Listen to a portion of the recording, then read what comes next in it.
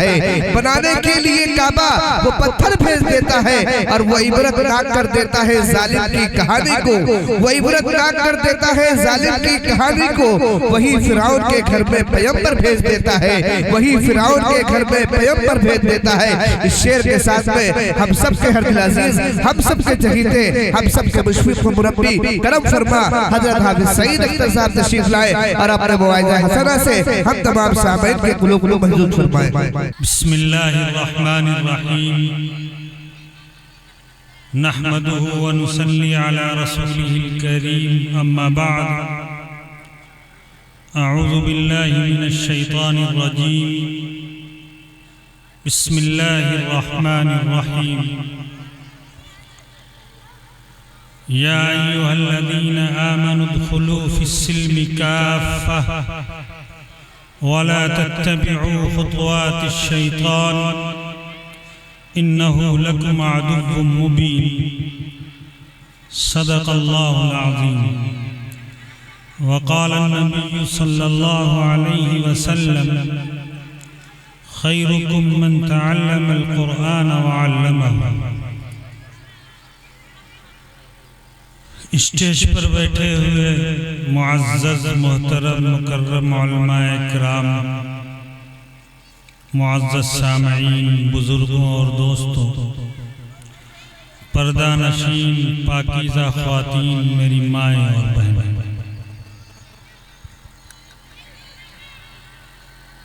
आज का ये प्रोग्राम दीनी तालीमी बेदारी मुहिम के उन्वान पर हो रहा है। अभी बहुत सारे उलमाए इकराम का बयान आपको सुनना है, इंशाअल्लाह पूरी बात आ जाए।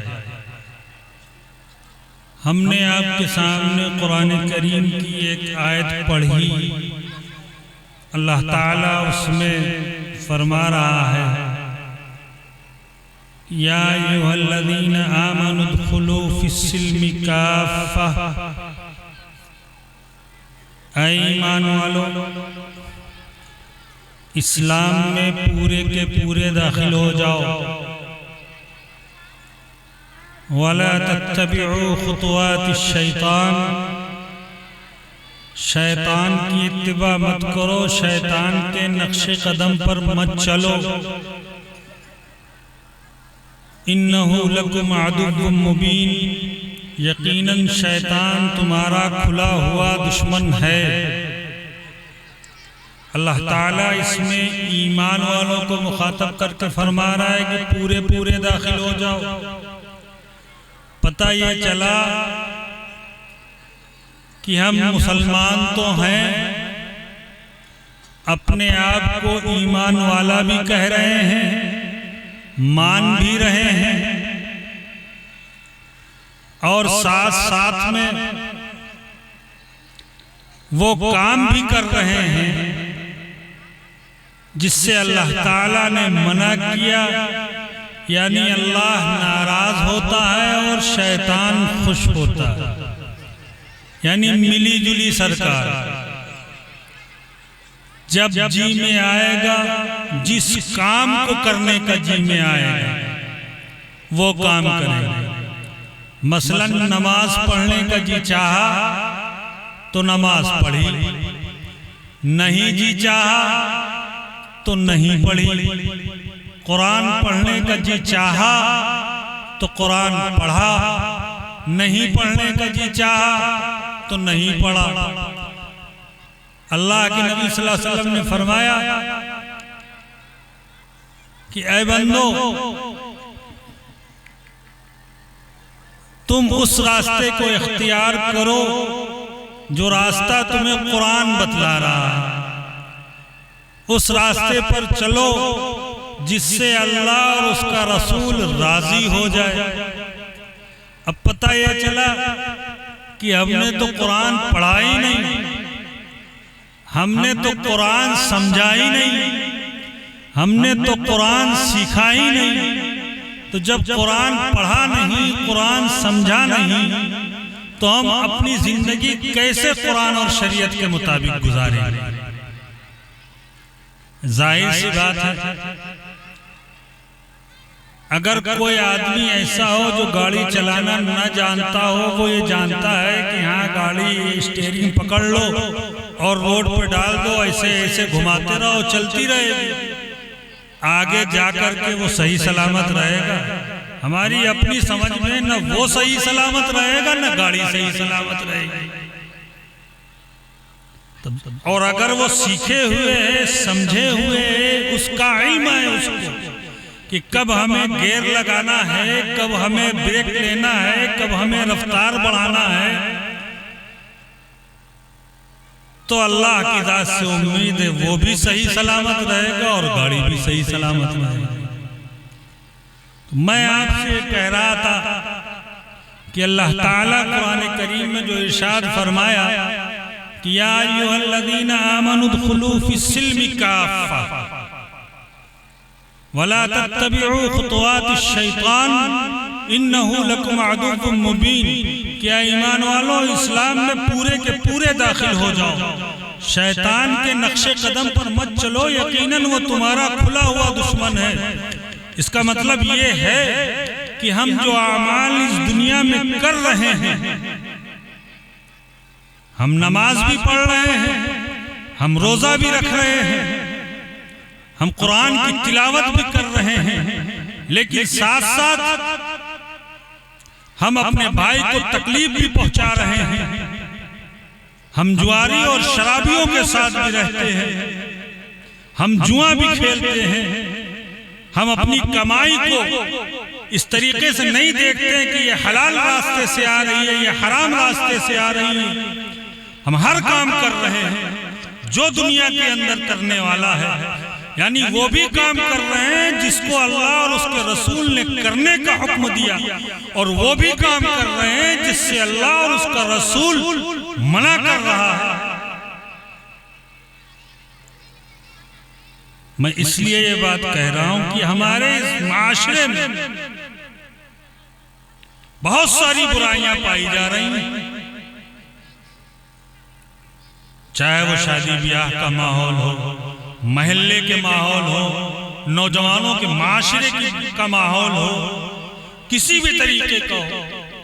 शादी ब्याह का मसला, इल्म नहीं है, तालीम नहीं है, तो अब यह है कि घर वालों को खुश रखने के लिए 60, 70, 80, 100, 150, 200, 300 बाराती जाते हैं, दहेज की मांग करते हैं, मोटरसाइकिल मिलेगी तभी शादी करेंगे।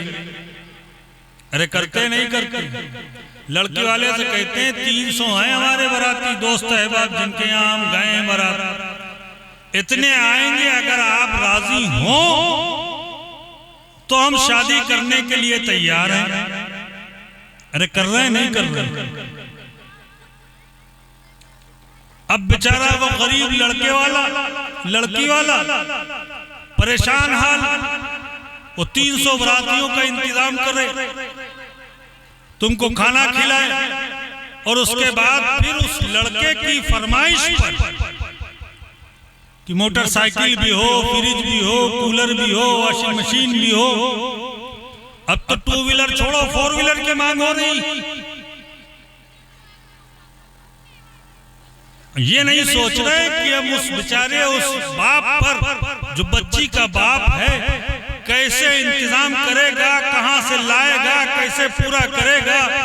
घर बेच रहा है, खेत बेच रहा है, अपनी जमीन बेच रहा है, किस काम के लिए? उस काम के लिए जिससे अल्लाह और उसका रसूल मना कर रहा है।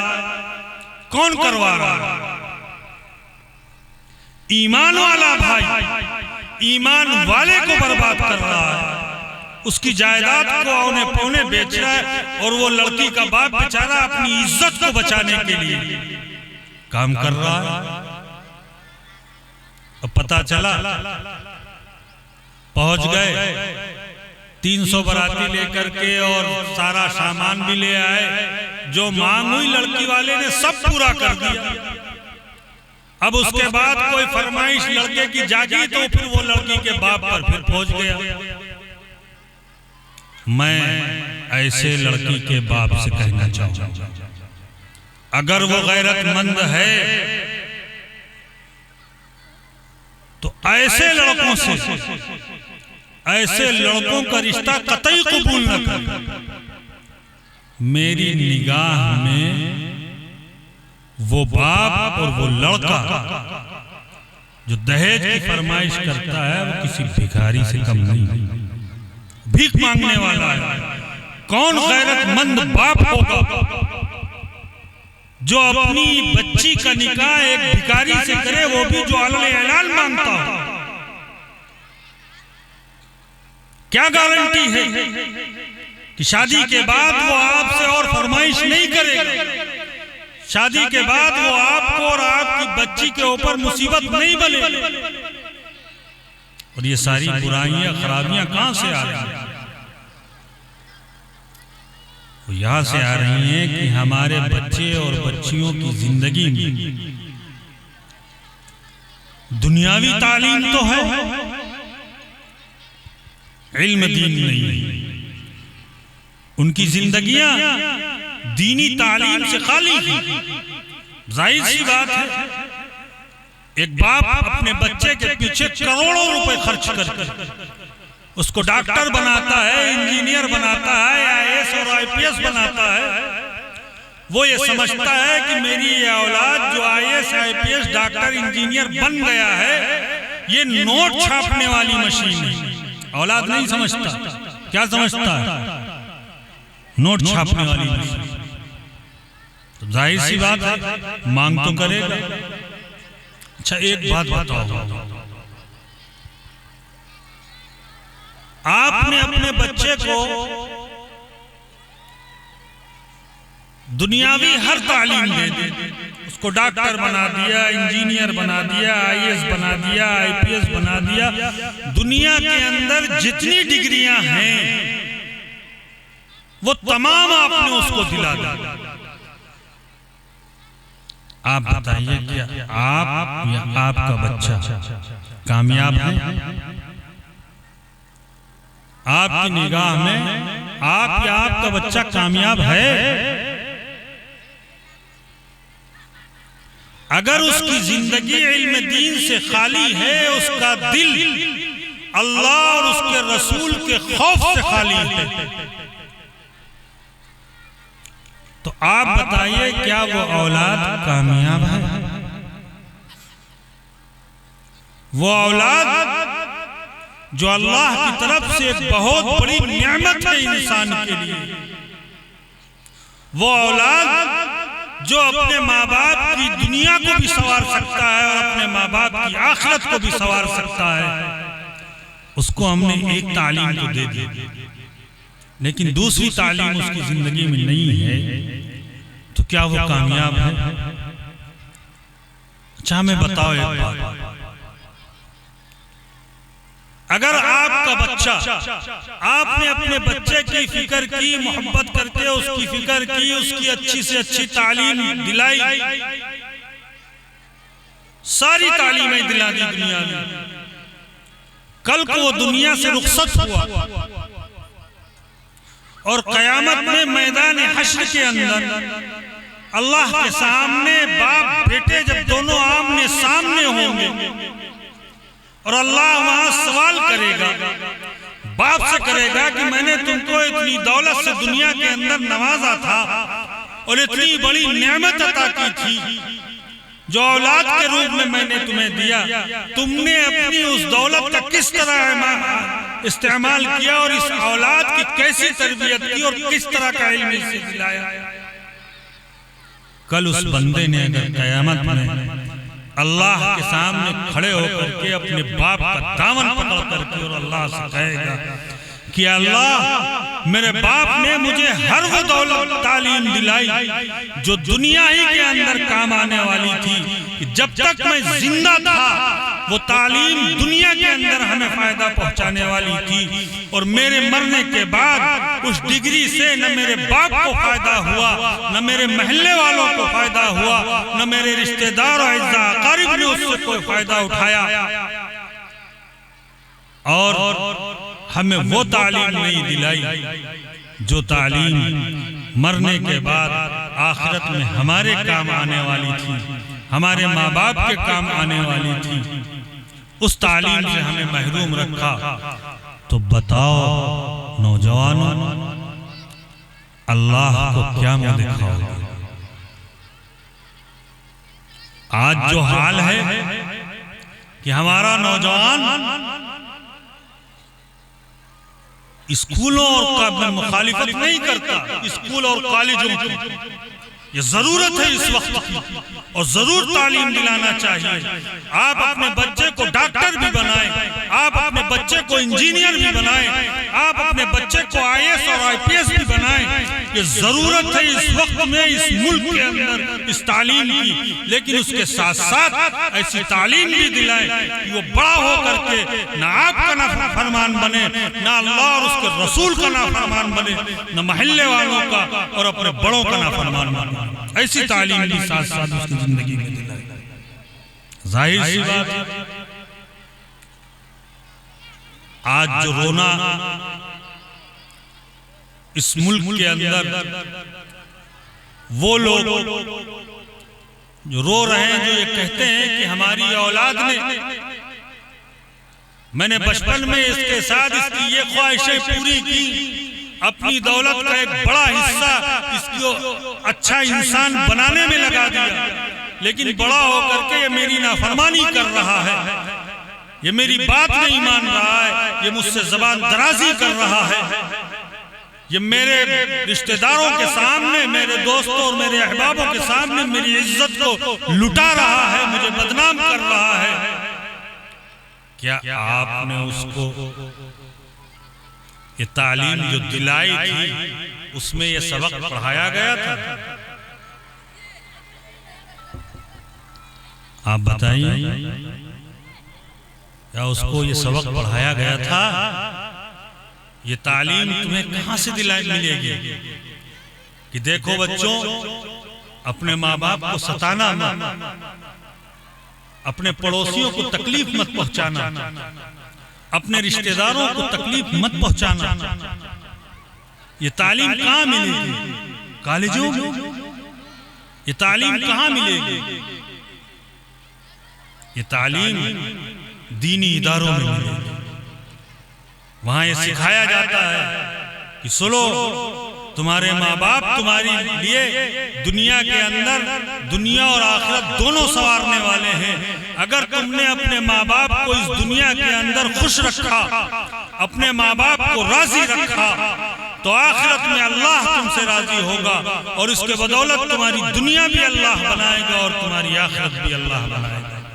और अगर तुम्हारे अमाल की वजह से, तुम्हारे अखलाक की वजह से, तुम्हारे मामलात की वजह से तुम्हारे माँ बाप दुनिया के अंदर नाराज रहे, तो याद रखो कल क़यामत के दिन दुनिया के अंदर तो तुम जलील और रुस्वा होगे ही, कल क़यामत के दिन अल्लाह ताला पूरी दुनिया के सामने तुम्हें जलील और रुस्वा करेगा।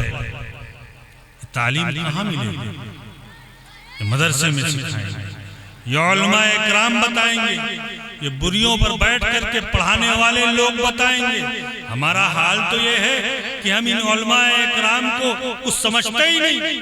हमारे दिलों के अंदर इन उलमा इकराम की कोई कदर नहीं, न उलमा की कदर है, न इमामों की कदर है, न मदरसों की कदर है, न मकतबों की कदर है।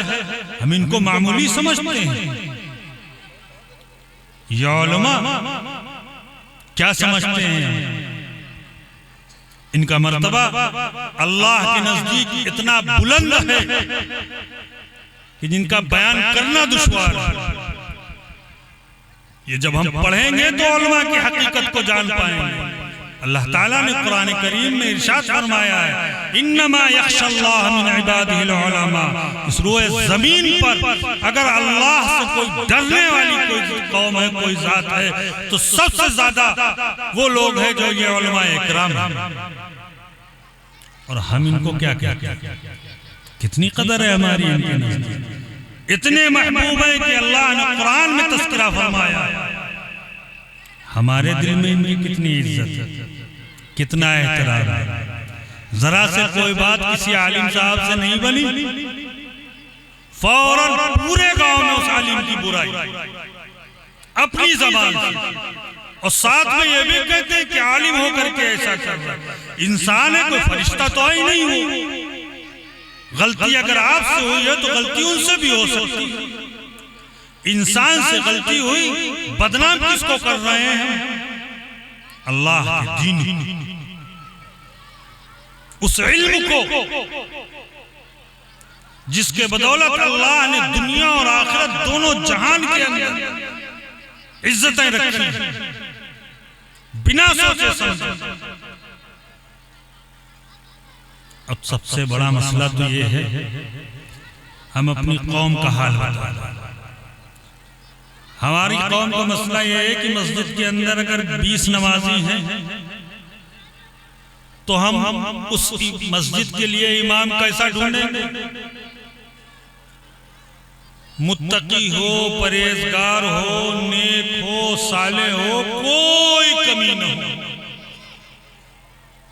उस 20 आदमी के लिए हम क्या ढूंढ रहे हैं? इमाम कैसा?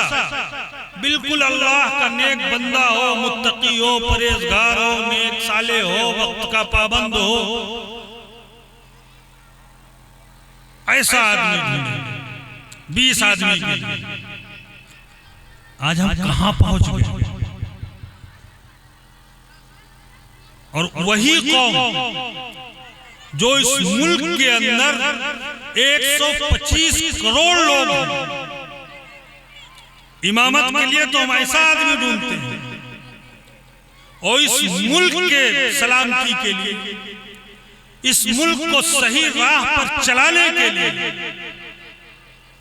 जब हमें इंतखाब करना होता है तो हम किसका करते हैं?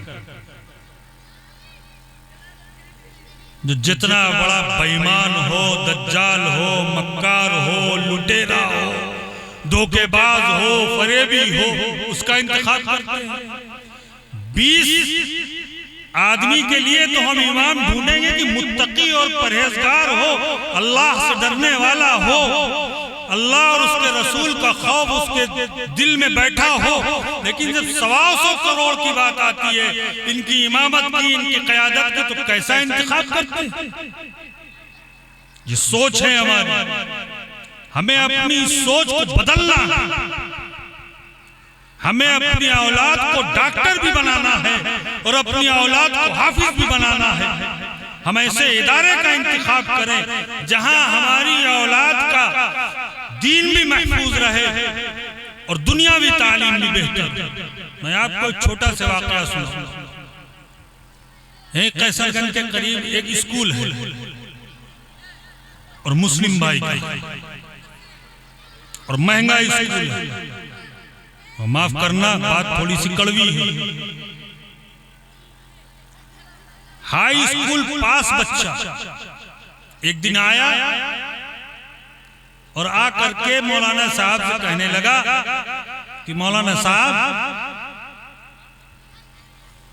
आप ये क्या मामला फैला है कि अल्लाह है, मरने के बाद कब्र में फरिश्ते आएंगे, सवाल जवाब होगा, जन्नत भी है, जहन्नम भी है, अच्छा काम करोगे जन्नत में जाओगे, खराब काम करोगे जहन्नम में जाओगे। पता ये चला कि वो 2000 रुपए महीना फीस लेते हैं और लड़का मुसलमान है, बाप भी मुसलमान, स्कूल भी मुसलमान का जो जिम्मेदार है। और सवाल क्या कर रहा है? वो अल्लाह का इनकार कर रहा है, अल्लाह का बागी बन रहा है। और हम लोग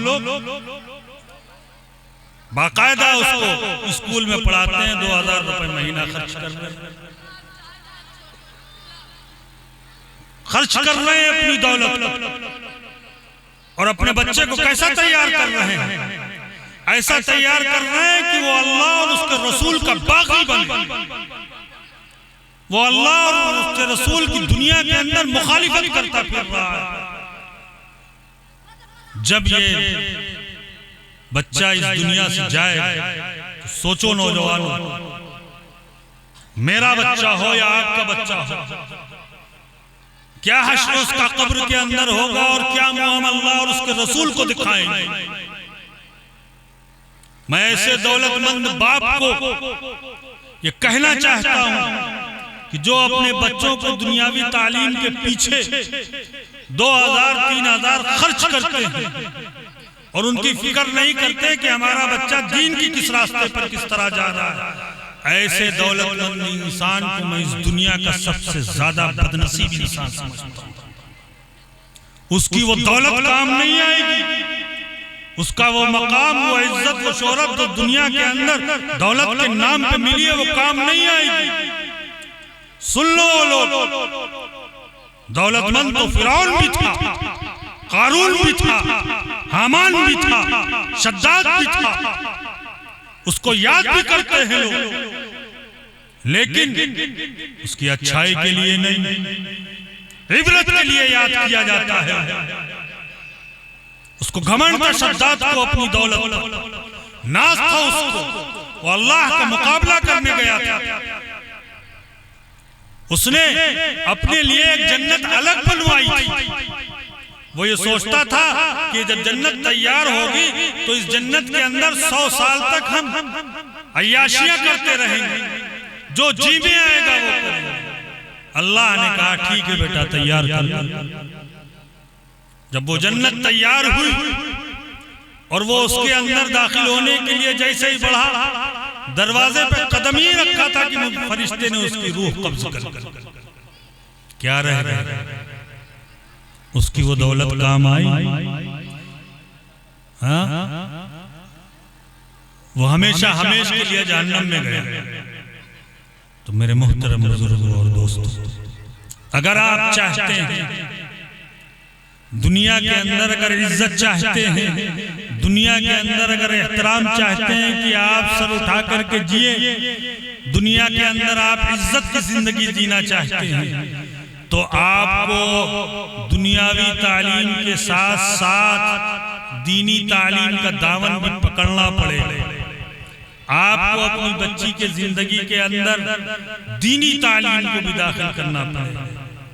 आज हमारा हाल, हमारा मिजाज ये है कि हम ये समझते हैं कि हम अपनी औलाद को अगर हाफिज जी और मौली साहब बना देंगे तो ये क्या करेगा, 5,000 और 10,000 रुपए माहाना कमाएगा, अपना और अपने बच्चों का पेट पालेगा, हमारा क्या करेगा।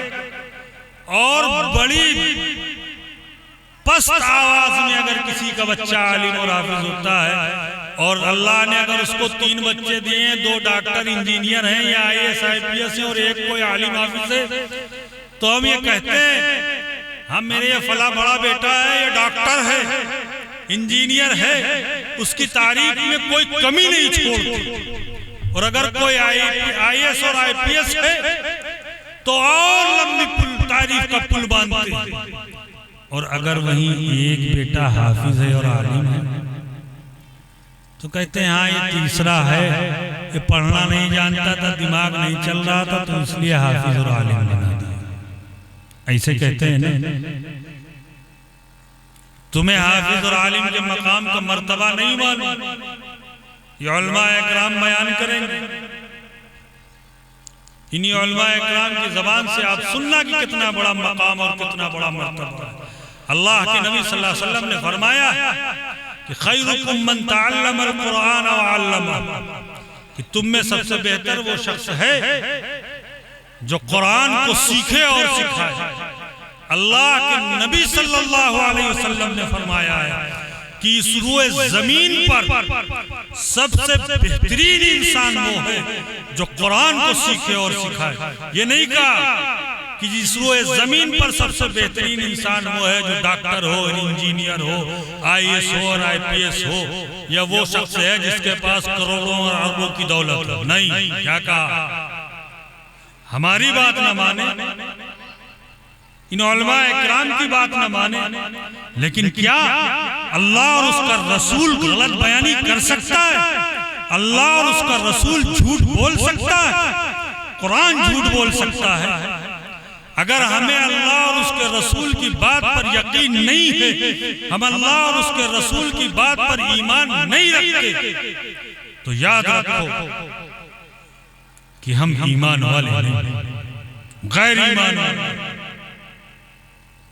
हमारा ईमान अल्लाह ने सल्ब कर दिया अगर ये यकीन नहीं। बहरहाल बहुत सारे मुकर्रिरीन हजरात हैं, उनको बयान करना है, मुझे जाना भी है। मैं आप हजरात से गांव की माँ और बहनों से भी कहूँगा और इस गांव के जो लोग हैं, अल्लाह ने एक अच्छा मौका अता किया है। आपके यहाँ एक दीनी इदारा ऐसा कायम है जिसमें आपके बच्चे दुनियावी तालीम के साथ साथ दीनी तालीम भी साथ में हासिल कर सकते हैं। आप इस इदारे की भरपूर ताउन करें, अपने बच्चों को यहाँ दाखिल करें तालीम के लिए और इस इदारे से फ़ायदा उठाएं, अपने लिए भी, अपने अहलो आयाल के लिए भी, अपने रिश्तेदारों के लिए भी, अपने ख़ानदान वालों के लिए भी, अपने गांव वालों के लिए भी। किसी ख़ानदान में अगर एक हाफिज हो गया या एक आलिम हो गया तो वो पूरी ख़ानदान की नजात के लिए काफ़ी है। हमें आप हजरात से उम्मीद है कि इंशाअल्लाह आप हजरात इस इदारे का हर तरीके से भरपूर ताउन करेंगे, लड़कों के एतबार से भी, इदारे की ज़रूरियात के एतबार से भी। अल्लाह ताला कहने सुनने से ज़्यादा हमें भी अमल की तौफीक अता फरमाए और आप हजरात को भी। व आखिर दावाना अनिल हम्दुलिल्लाहि रब्बिल आलमीन।